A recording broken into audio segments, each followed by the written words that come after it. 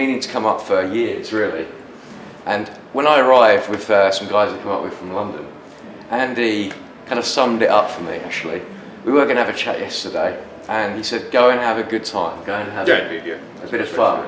Arcade Club is about fun and enjoyment that you could never imagine as an adult, but you're able to go back and reimagine that time when you're like a teenager. Yeah, indeed, yeah, definitely. It feels like you've just reimagined what it was like back then, and the layout, the lighting, the way the machines are sort of positioned. How did you do that? How did you sit down and plan it on a little bit, but it's a lot of it's just natural position and trial and error sometimes as well, because you'll get different bottlenecks from different machines and stuff, for the amount of people that want to play a game, etc. Obviously, you camera's going on a massive 6-player X when we imported from America. Now that's a very, very big capture position. Luckily we found somewhere next over there where it is. It is trial and error a little bit, but so it's just gut instinct as well. You know, you just think like, I think that will work there. So is it that you went to a lot of arcades when you were younger? How did that? Let's go back a little bit. Yeah, arcades. There was, I think it was called. I think it was in Manchester. It was Jenny's. I think it was in Manchester. That was a large arcade. There were 2 in Manchester that we used to visit. We used to go to Southport and obviously Blackpool.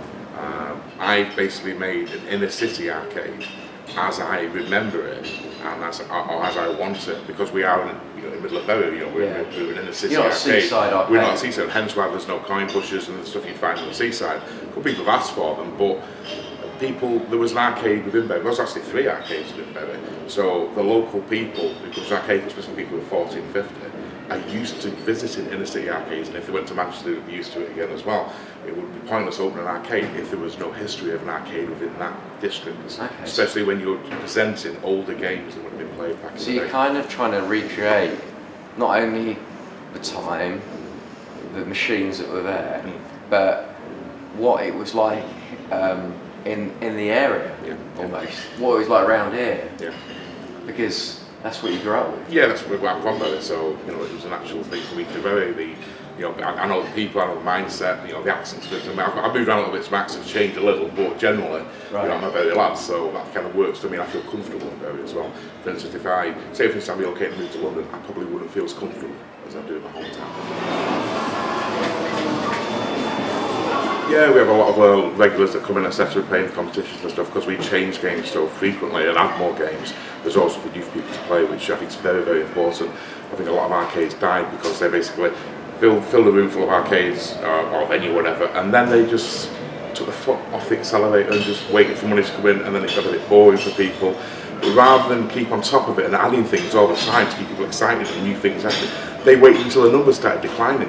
But when people visit maybe 10, 20, 30 times ago, they never came back because it never changed quick enough for those people. They never came back to see if it changed because they didn't expect it to change. Right. That's what's really important about arcade. It's got to keep changing and evolving with the times, hence why we have VR, we have PCs, we have games from the 70s, we have everything, a bit of everything for somebody. Variety is everything, I feel. Okay. I feel arcades have changed for the worse now in the West. Japan still has a thriving arcade community, but Western arcades have gone the ticket redemption way, which I think is driven by pure profit and by greed, really, honestly, which I think is a shame, because even back in the day, arcade operators kind of liked what they were doing, because the customers are going out with smiles and everyone's having a great time. That's one of the reasons I love Arcade Club, is because it's very easy when everybody's happy and everyone's enjoying themselves, and I never want to lose that Arcade Club, hence why I put so much effort in, and we change machines so often, and we keep reinvesting all when everything goes right back into Arcade Club to build it, make it better and better, because it's better doing something awesome and pleasing people than having a load of money in the bank which is just there. Yeah. What's the point in that? You can't take it with you. It's a very interesting mix of ages you've got here. Yeah, I try and appeal to all ages, from up to about 80, 90 years old. I think our oldest people are. Oh, really? All the way, obviously, from children as well that are experiencing arcades for the first time. It's not a museum, you come here to play. Yeah, I think the word museum could be the death knell for Arcade Club. Not because there's anything wrong with museums, but I think just the word museum being attached to something instantly makes people think, oh, that's old-fashioned, I'm not going to go there. It's going to be behind a bit of a glass. Yeah, everything's going to be, you're not going to do it or interact with anything, everything's behind the cabinets, it's going to be full of things you have to read and all that, and I never wanted that for Arcade Club. It's like, we don't have anything that explains about where the game's history is from, etc. Because people want to do that, they can literally Google it quite easily. After they've been here, yeah. I thought of putting like QR codes on the machines and stuff, and you can possibly then just go to the machine and give you a history, maybe particularly our website, and that's something that might be takes your mind away from what you're doing. Exactly. It's about enjoying yourself and just getting into the spirit of the community and just finding new friends. A lot of our followers, a lot of you guys, obviously you're from the UK, but from America. And we saw one of the chaps from Galloping Ghost, so the great JP. And I seriously, Andy's sitting here across the way to me, and he's not eyeballing me, trust me, but I seriously encourage you to get the fuck out of London, get on a train, it's 2 hours from Euston, and get down here. Because you're never going to experience the genuine idea of what it was like in an urban arcade unless you come here. I'm not knocking all the other arcades, get down to Soho, I know Toby quite well, it's a great arcade, but the scale, the kind of atmosphere, the lighting, I think I'm such a big thing of lighting. Well, there's not that much lighting to it because I didn't want to go over the top. I didn't want to create a nice. strong, wet dream arcade, you know what I mean, with exactly. loads of neon plates, because that's not how things were back in the day. I wanted people to walk in with the lines of Goliaths and Zeppelins, etc., which are a British drama cabinet, and that even though they don't know the names of the cabinets, their brain would instantly go, oh, I remember these cabinets when I was a kid, because we were all over the UK. Electric sold many thousands of Goliaths and Zeppelins throughout the UK. And that's what makes me able to create something that's in a city arcade back in the day, with a few modern things obviously in there as well, and it works incredibly well. It really works well. I mean, many of the reviews tell, I walked in there, and you know when somebody's first visit an arcade, because they're in a daze for 10-20 minutes, just walk around, they're like, oh my god, they've got that, oh my god, they've got that, and they can't think what to play because there's just so much variety. And the games they've forgotten the name of, they'll see the play and go, that's that game I used to play, I forgot the name of it long ago, but I'm back and I can play that and I'm good at that game. Very difficult question maybe for you, and I'm going to not trick you into this, but I want your top 5. Oh, yeah, I can do the top 5. Not top 10, because everybody's top 10s these days. Your top 5 games that you have to live on a desert island with. Right, okay, that's great. Yeah, good point. Definitely. I would say R-Type's probably my favourite shooter, even though it's basically an exercise in memory. R-Type's one that blew me away when I was a kid. When I first saw those graphics that I was specking at the time, I was like, oh my god, it was so organic. The graphics were beautiful. Really well drawn, and it's great. And obviously the pod you can fire off, and great soundtrack. Everything about R-Type ticked all my boxes. And it's for its time? Yeah, for its time, it's phenomenal. It's like something out of a science fiction movie. Yeah, it's phenomenal. Yeah. Also, Salamander. Alright, you're in the same space. Yeah. So I'm into shooters. You see, yeah. But when it was like, picked up for multiple and all that, and that was just amazing. It's talking to you, and it's a sci-fi. You're not going to say Nemesis next, are you? No, Nemesis. I like Salamander more than Nemesis because I played Salamander before I played Nemesis. Yeah, Nemesis for me is a little bit of a step back because I think you have the speech of Salamander, etc. The beautiful parallax that was going on, great soundtrack and everything about Salamander. And you had obviously the vertical and horizontal modes as well. It changed. Both, which was great to have. And it was 2-player. Bit further. Yeah, great game, and a fantastic 64 conversion as well. Right. Really nice.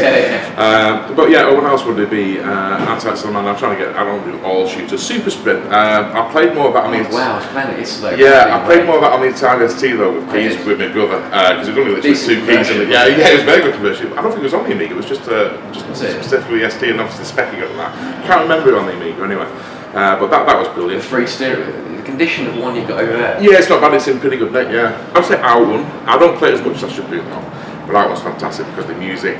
A game of the time when we saw it, I think it was the Gillies in Manchester. It was like, oh my god, because when the operators got Out1 in, the volume was turned up full blast, and magical soundtrack and all that. Yeah, and they say in Manchester as well. So it actually was a cab that they put near the front door to attract people in because you never heard that quality of music before in the game. You've seen that sort of game where you could choose your routes, and you had the wonderful bit where you actually went under the stone structures and stuff on the second level. And it was like you really gave you a rush at the time. So that was a really good game. And still is today. Out1 2 as well was a great follow-up. We actually have 6 of those. We have 4 of them out and 2 in storage because it's a very popular game. What's something we do at arcade as well, we get multiples of the same game that are popular.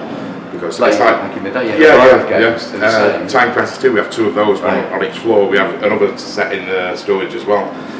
So remember, I think Trocadero going and seeing probably Mortal Kombat machines, like 5 in a row like that. You get 'Cause obviously, why wouldn't you? Yeah, they were pushing it, and it was just released so that you'd get a lot. But we are very careful to make sure that we don't have too many people waiting to go for goals and games. You don't want just one game that's incredibly popular and people, I would have gone that. Yeah, no, big queue behind. Your final one. Oh, final one.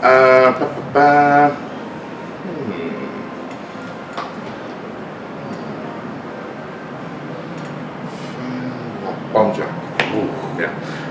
Because I actually played the Spectrum version. I actually had that before I saw the arcade, okay. And so I remember the bomb sequences, which is cool for Specky, because I think it was a Crash Smash at the time. But it's really had that sound, it had this really awesome plinky sound. It sounded very much like the arcade, and it was a really good version. It really was.